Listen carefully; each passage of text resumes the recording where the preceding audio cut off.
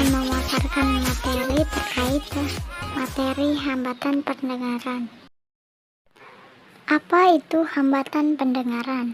Hambatan pendengaran yaitu kekurangan atau kehilangan kemampuan mendengar. Ketidakberfungsian sebagian atau keseluruhan pendengaran baik faktor genetik maupun non-genetik. Selanjutnya yaitu karakteristik anak dengan hambatan pendengaran. 1. Inteligensi sama dengan anak normal. 2. Sering ditemui prestasi akademik lebih rendah. 3. Pengembangan kecerdasan dipengaruhi kemampuan berbahasa. 4. Ada yang masih mengecoh dan ada yang full syarat. 5. Kesulitan komunikasi karena terbatasnya kosakata. 6. Sulit mengartikan kiasan dan kata abstrak. Selanjutnya yaitu sosial emosional. 1. Pergaulan yang terbatas. 2. Sifat egosentris yang melebihi anak normal.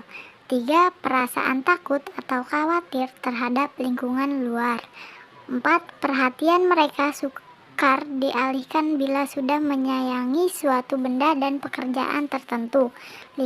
Cepat marah atau mudah tersinggung. Berikutnya yaitu jenis-jenis layanan. Layanan umum. Sama dengan anak pada umumnya, anak yang mendengar yaitu layanan akademik, latihan, dan bimbingan. Selanjutnya yaitu layanan khusus.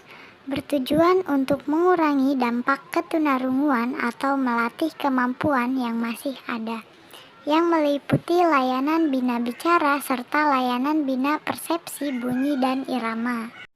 Selanjutnya yaitu metode komunikasi. Keterbatasan utama yaitu keterlambatannya kemampuan berbicara dan berbahasa, sehingga guru perlu memahami metode komunikasi yang dapat dimengerti oleh tunarungu. Metode komunikasi ada 4 metode, yaitu yang pertama metode oral, melalui bahasa lisan dan dengan tahapan 1. Pembentukan dan latihan bicara. 2. Memahami ujaran. 3. Latihan pendengaran. Selanjutnya itu metode pembaca ujaran, memanfaatkan pengalihannya untuk memahami pembicaraan orang lain melalui gerak bibir dan mimik si pembaca. Berhadapan muka dengan lawan bicara.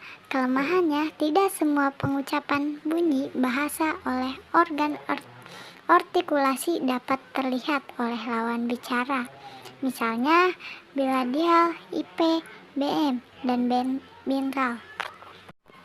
3. Metode manual atau isyarat, menggunakan bahasa isyarat dan ejaan jari. 4. Komunikasi total, dengan menerapkan berbagai metode dan media komunikasi seperti sistem isyarat, ejaan jari, bicara, membaca ujaran, amplifikasi pengerasan suara dengan menggunakan alat bantu dengar, gesti, menggambar, menulis, serta memanfaatkan sisa pendengaran sesuai dengan kebutuhan dan kemampuan tunarungu secara perorangan. Selanjutnya kebutuhan pembelajaran anak tunarungu. 1. Dalam berbicara jangan membelakangi anak. 2. Anak hendaknya duduk dan berada di tengah paling depan kelas sehingga memiliki peluang untuk membaca bibir guru. 3. Bila telinga hanya satu yang tunarungu, tempatkan anak sehingga telinga yang baik berada dekat dengan guru. 4. Perhatikan postur anak, sering anak menggelengkan kepala untuk mendengar. 5. Dorong anak untuk selalu memperhatikan wajah guru dan berbicaralah dengan anak dengan posisi berhadapan dan bila memungkinkan kepala guru sejajar dengan kepala anak. 6. Berbicara dengan volume suara biasa atau tidak selalu cepat tetapi gerakan bibirnya harus jelas. 7. Materi pembelajaran yang bersifat variabel seperti IPS dan PKN selalu dimodifikasikan atau disederhanakan dengan bahasa yang dapat dipahami siswa tunarungu. 8. Anak tunarungu dikenal sebagai anak yang miskin kosakata. Oleh karena itu, harus sering memberikan tambahkan kosakata. Guru harus memastikan bahwa anak tunarungu memahami dengan benar kata-kata atau istilah yang digunakan. 9. Hindari menggunakan metode ceramah secara berlebihan. akan tetapi lebih banyak menggunakan metode yang bersifat visual seperti demonstrasi, bermain peran, dan sebagainya.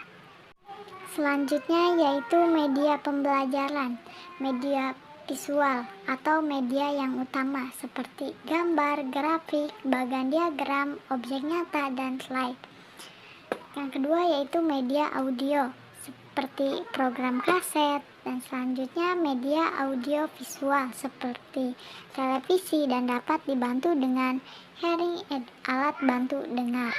Selanjutnya yaitu proses mendengar.